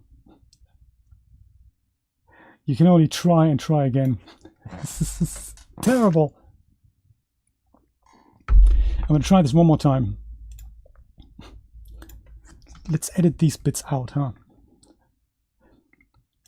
So, I seem to remember, you pick the bone, you press S at the beginning, you go to the end, you press S again.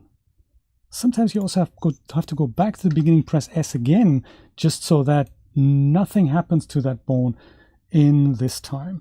Double click, and now we can go and make our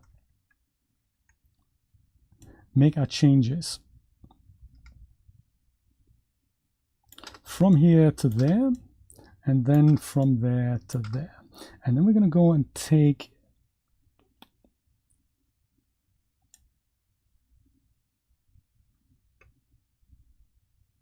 literally at this point here.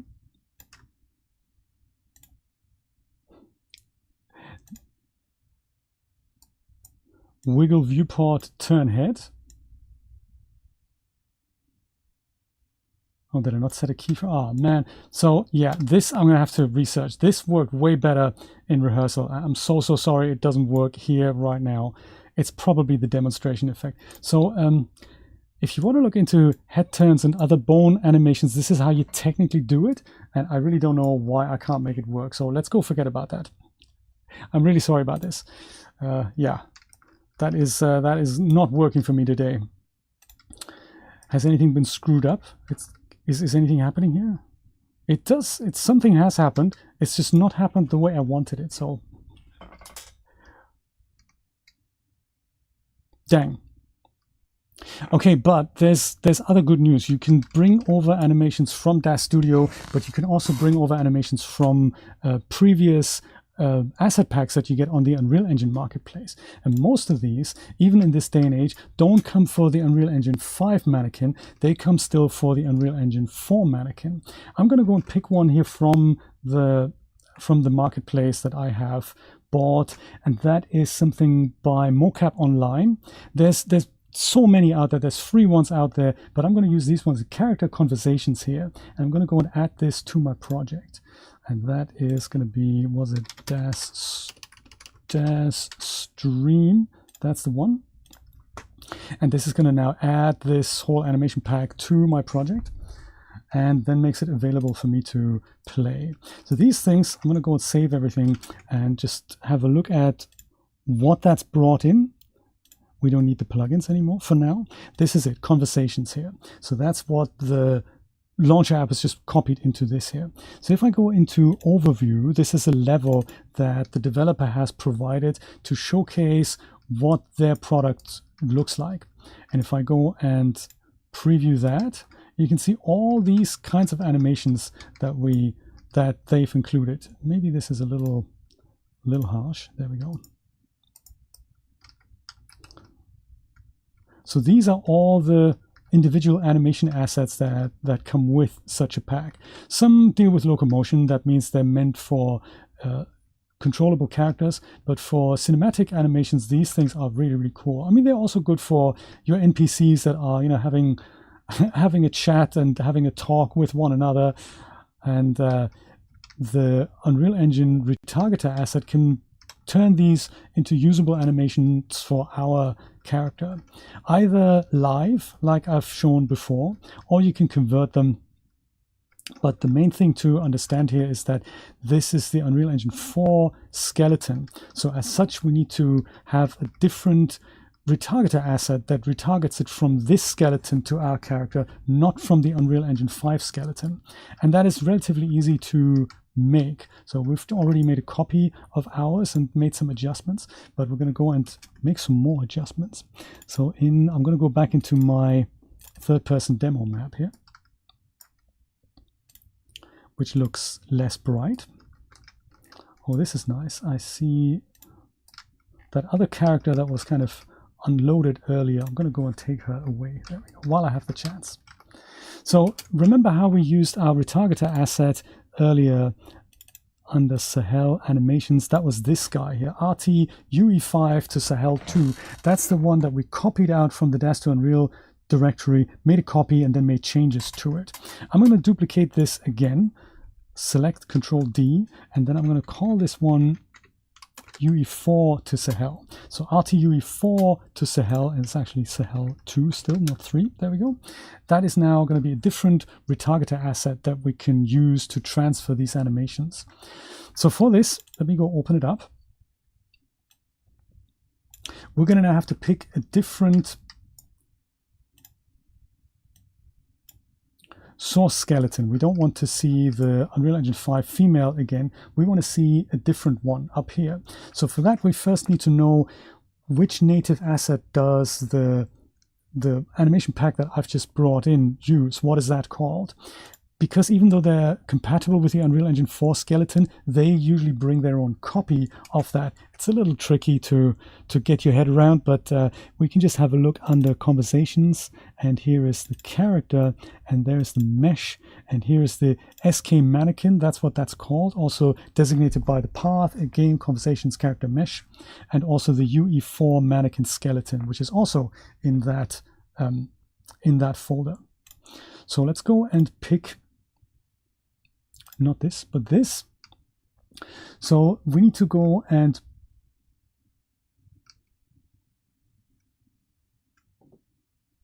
bring in our preview mesh, which is what I've literally just looked at and already forgotten. There we go, SK mannequin. That is this. put that in here. That is that. And for the retargeter, for the rig asset, this is something that describes the skeletal structure and also the chains of bones, so that Unreal Engine can transfer those. That comes with the third-person player project. So currently we have this one here, IK Mannequin, but we can also have one for the IK for the UE4 mannequin. That's what we need to pick. A little compilation here happens, and now this is kind of there we go. That's now the mesh from the conversation pack with the rig asset from the third person player pack, and in the bottom here we can see all the animations that are compatible with that skeleton. So if I double click one of these, then I see that, you know, conversation is happening here. And it looks like we didn't even need to do any work on it. On the fingers that I've tweaked for the previous one, that is a tweak I wish I hadn't made. So good thing we have lots of copies for that. So I can either undo the changes, I can make new changes here. It looks like the reference pose looks pretty good with the Unreal Engine 4 mannequin of what we had. So I'm not going to fix the hand here, because this hand's still okay. Just for demo purposes, you know, this is gonna work out well. Actually, if we wanted to do it properly, why don't we do that? We could just grab ourselves a fresh copy from the plugin here. Daz to Unreal Engine Content Retarget. This is the retargeter that we need. So we can go and grab that, make a new copy out of that. Left click and drag that over to Sahel Animations maybe. Copy here. And then we'll go and delete this one.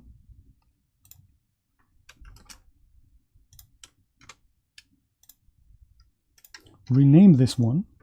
So RTUE4 to Sahel 2. Open that up.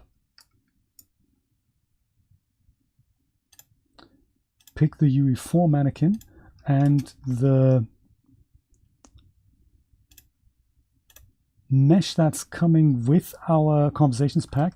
If we don't do that, we don't see all the animations that it provides. So this only comes with the third person project here. The moment I go and put its other thing in here, even though it's the same name, I have a ton of other animations in here. So it's an Unreal Engine thing. I'm going to go pick Sahel 2 here.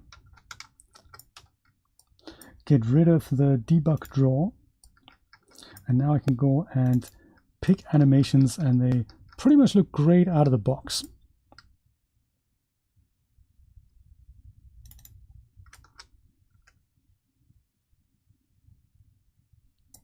So now I can go and pick a few. There's like the sad loop. That's quite interesting. There's the big ideas. I think a couple are loopable here. So let's try all the ones that are loopable. So I'll say loop. Maybe go and select all of these, and I'm going to go and export them out. We don't live retarget them. We're just going to go and export them into Daz to Unreal Sahel 2 animations. Maybe I can even make them into a new folder here, conversations, or convos. Hit export, and all these animations are going to be rewritten so that they work natively without the retargeter on Sahel now. And then we can go and string them together. Build ourselves really, really cool animations out of that. Preparing, good stuff.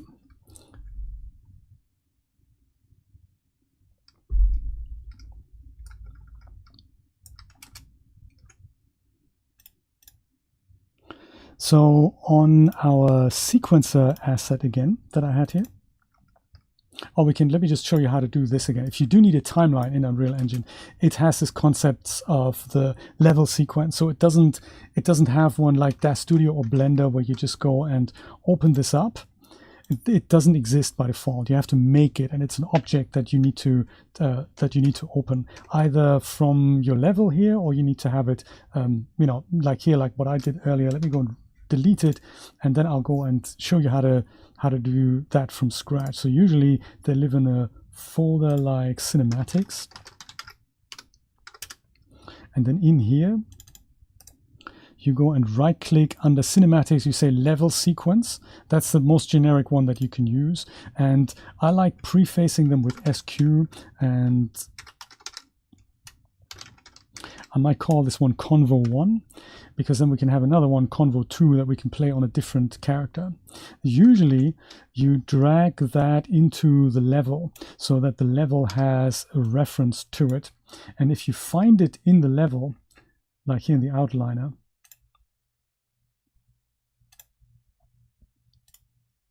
there it is. You can also put them into a new folder here. Once it's in the outliner on the details panel, you can click open level sequence, and then it opens that. And this now has a reference to this object so that it knows which characters to track and all that. So let's go and make this one maybe 20 seconds. Like so. Then I'll select my mesh here. I'll go and track that actor to sequence. Now she's being tracked here, and then in my animation I can go and pick one that I'd like to see. So like maybe Convo low-key loop or very animated loop. Let's do that. Perfect. That's that. She's even walking around, so this is very, very cool, isn't it? It could even be that there's more to it than that. So like maybe 60 seconds. You don't have to use the whole animation if you don't want to. But, you know, you certainly can. So this you can also go and turn. Now she needs to be facing this way, I guess. And this is now the animation playing back from the sequencer. So press space to make that appear and happen. And you can go and blend it together with other animations as well. So the position, if they're in place, that usually works really well. But imagine we had a second character, and if we have time, we can bring in, oh, I've got 15 minutes. We could bring a second character, or I could just make another duplicate of Sahel and just bring a second version of her in. That's no problem. And then also track her. So this would be, let's go select her and then track her. It's called it Sahel 3. I like it. And this maybe with a different animation. We had this big idea loop. There we go. That's nice. And this will turn her over this way. And then we have a conversation between two characters, heated or not heated. You know, I'll leave it up to you to decide. And we have two people arguing, talking. You can't do this to me. Is this cool or what? And what I find so fascinating about this is, hey, it's Daz content, and I've never seen it quite that alive before. And, you know, with real-time previews, and you can test things out, and you can do all kinds of things. So imagine bringing in multiple characters, having them dance with one another. This is kind of cool. So I get a real kick out of this. And if this ends, well, so be it. You know, we're going to go and make it a bit longer. Put that to the end here. Maybe also make this character go slightly further back. Put funky levels in that you get from the Unreal Engine Marketplace. Press F. Whoops. Press F11 to make it full screen. See the girls argue. Not bad, right? Not bad, right, Jeff? Yeah, so it's so much fun to be had. It's the initial learning curve is really tricky and really, you know, it's tough. But at the end of the day, if you're using Daz content like this in Unreal Engine, you don't need to know more than what I've just shown you in Unreal Engine. There's assets you can bring in. If you grasp the concept of bringing animations and content over like this, it's gonna this is a wonderful way to, if you know just this about Unreal Engine, that is what I would recommend you look into. And I'm here every step of the way. If you want to know more, if you have questions, then please do let me know. So, you know, we're going to tackle this together. Right when you wear the same outfit to the club, that's just terrible. Exactly the same. I mean, you could also now, we've already seen how to animate the smile. So we could add the smile. We could also make an angry expression on top of that. That is also possible. And then there's all kinds of things that you can do with bringing expressions in from things like the live link apps. It's kind of crazy. I have an app that I'm going to make a video on when I've worked out how to properly use it. My new iPad Pro has this LiDAR scanner, and it can film my face, and when I talk or when I pull expressions, that gets read, and that can be applied as poses and animations inside Unreal Engine. Is that cool or what? So that'll be the next step. Just one quick other thing that I wanted to show you here, and I've mentioned this last time, but just in case, and also because it just kind of, it troubles me just a little bit, is this poke through on her legs here, and we can go and fix that with Blender just so that we make it, perfect and all that. Let me just quickly do that because it's just a thorn in my eye, and I know I'm a perfectionist about, stickler for details about that. Way too much info. Jeff, this is why we're recording this, so that you can watch it time and time again until you know how to do it. That, and also practice. So follow this along. If you get stuck, don't worry about it. Just try again, and there's usually a tick box that you've forgotten somewhere. So yeah, this, we've already talked about this last time, but with something like this. Oop, no, not like that. Totally not what I meant. This is where that is. So right click and say open source location and copy out that path. Then in Blender, we're going to go and import that as an FBX, Sahel 2. And I believe we don't want the animation here. Armature we also don't need, but what we do want, and this is again thanks to a tip from Daniel, use pre-post rotation. Only available since Blender 3.6. So if you have an older version of Blender, this isn't going to work. But that option ticked, which it is by default, we can go and fix such shenanigans in Blender. So first of all, big bones, remove. Arms, they've seen better days, but that's okay. We head over here from object mode to pose mode and clear that pose, clear transform all, and that looks much better. Go back to object mode, and then we can go and make these changes. So sometimes it's beneficial, like in Daz Studio, usually what we would do is we take the trousers here, and I can see some poke through here on these parts, and I would just go and take my brush and sculpt them out. So that's certainly one way we can work. And let me just go and show you what I would do there. So object mode, switch over to sculpt mode, and then in the smoothing brush we're going to make that 0.3. The regular brush, we're also going to make that 0.3, and then with shift held down you could do, whoops, you could go without shift held down, you could just go and sculpt these things out, and then you make the clothing a little bit baggy, and that's one option that you have. Let me go and undo all of this to here, back in object mode.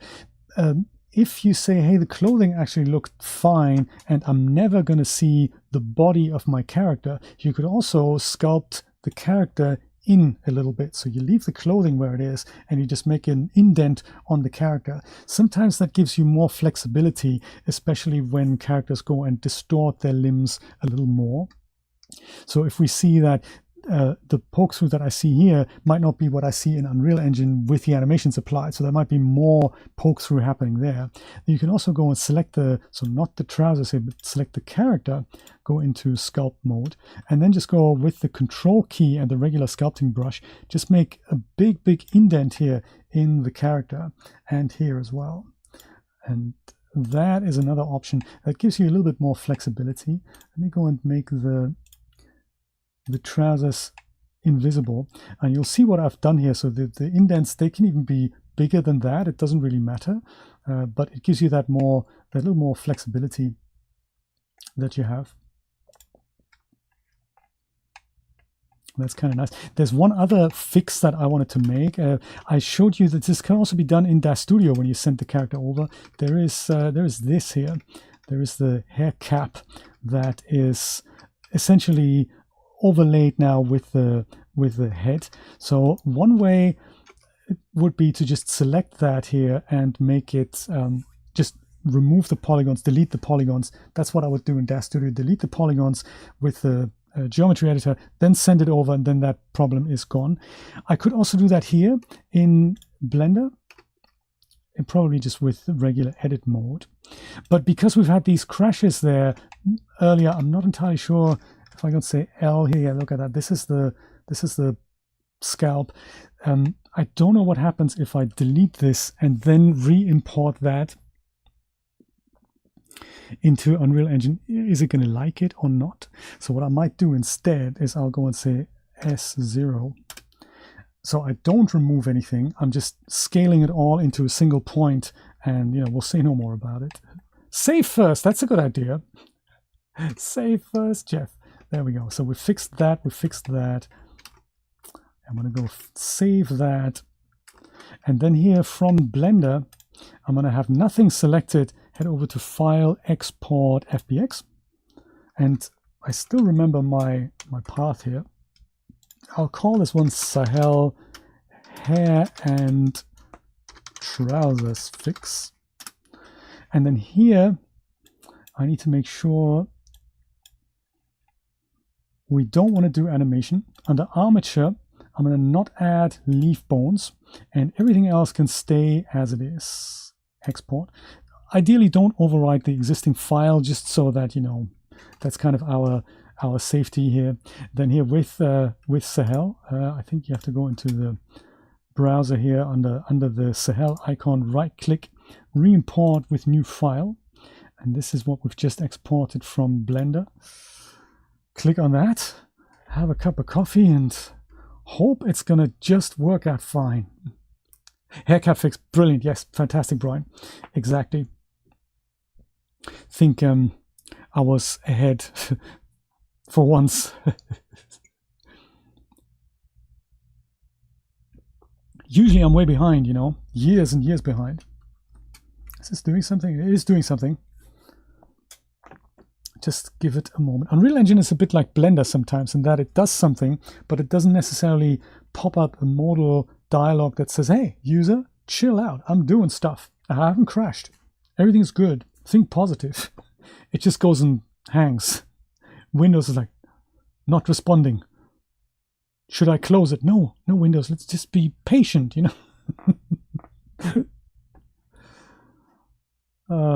Windows offering fixes. I have to say, something has happened with my computer. It's slowed down considerably. I have a feeling my boot drive is getting really full. I think I might have to clear that out. I've been doing too much recently. Daniel, if you're still there, this is a question I actually have for you. When the stuff we export from Daz Studio, that goes into a folder from where Daz to Unreal grabs it. So thankfully I was just here. In my case, it's the Documents folder, Daz to Unreal, and then everything I've ever transferred, which was a lot, it'll be kept there. And I kind of like the idea of keeping that around for a bit longer until I'm really sure I'm done with the project. Is there a way to move this directory to another drive rather than the Documents folder? Is there a way for us to pick something from which Daz to Unreal picks files? I'm sure there is, I just haven't found it, / not looked at it all that much in depth. Because I would imagine it's not on the Unreal side, it's probably on the Daz Studio side from where these things are saved out. Be good to know.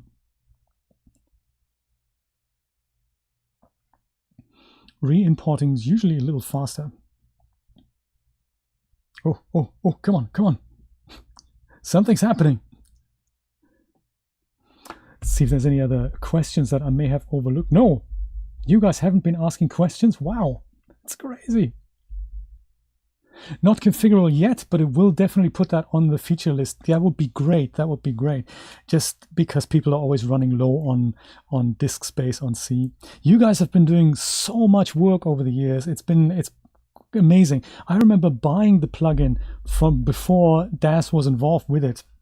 a few months before it was decided that the plugin was going to be made open source. I bought that from the Unreal Engine store, and so many changes have happened since then. It's wonderful.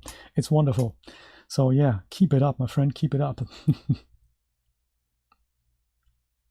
And I think we're going to make some public videos about this that are not 2 hours long on the Daz channel. So that's going to happen in the fairly near future. I believe that is something we're planning, because this is something I really want to educate people on how to do this. Also, you know, show it without the 10-minute re-importing dialogues here, because you can do so much cool stuff with content that you've been collecting for years. So yeah, really exciting. Really exciting. And I'm getting more into Unreal Engine these days. It's really, really exciting. Oh, is it? Oh, how it's already, see, feature request, feature's already been made in the advanced folder. That's exciting. Oh, here, look at that. This is taking care of the hair cap fix. Right, hair cap now no longer an issue. And we also no longer have the poke through issues on the legs. So ha ha ha. Exciting stuff. I'm going to have a quick look in just a moment. And just wanted to see if our angry conversation is still going on here. Yes, now without the poke throughs. So this, I find this workflow really, really convenient, because you might only find out, oh, there is poke through kind of at the end of your workflow, by which time you've already made so many customizations in your project, and you think, man, do I have to do it all again? No, you don't. You just go export the file into Blender, and you just go make that fix, re-import it, and everything's taken care of. So that's very, very cool. I like it. The lady's arguing. Very cool. They need therapy for sure. Daniel reckons this is already configurable. That is very cool. So file, send to Daz to Unreal. In the advanced section, there it is, staring me right in the face. That is exactly the, so don't change this. Very important, don't change that. That's the port on which Unreal Engine is listening to. This is the location of all the assets. Daniel, that is so, so cool. And this, I suppose, just gets me there. Yes, it does. Ha, ha, ha. We've been doing so much work with the bridge, and it's, you know, it's really made our project come to life. In future episodes, I might be able to tell you how you can deal with material effects, how to use something cool like the ultra dynamic sky with your Daz content, how to bring in environments, and it's going to be, you know, it's going to be great. I think if you're up for it, I'd love to focus on many of the other features that we can do with it. We can do public projects with that, having a new like a title sequence or something. All of these things are possible. I think that is all I have for now. Was there anything else on my list that I have completely forgotten? I don't think I have. There was materials. That is something that I was thinking about to have a quick nosy at, but we can always do that next time. It's really not related to animations. If you guys have no more questions, I'm going to say goodbye. So last chance for questions. You're very welcome, Jeff. And you know, one thing I want to leave you with, don't give up on this. The Unreal Engine is a super complex beast, but like Blender, you can learn it. And even though most of the tutorials out there are geared towards let's make a game type thing, you can also completely ignore that and just focus on the sequencer and animation aspect. So it's not something that there's a lot of info about. There's one guy I can recommend, and he has a course on Udemy currently, Michael Ricks. He has a large kind of a library of courses that deal with animations, especially also using Daz content for animations. It's also explained in Unreal Engine 4, but the principles are all the same. So if you want to look into that, Michael Ricks is the man you want to look out for. He has a YouTube channel. I might go and leave a link to that. Thank you so much, guys, for watching. I will put chapter points on this, and I hope I will see you next month. Thank you so much, and take care. Have fun with Unreal Engine. Bye-bye.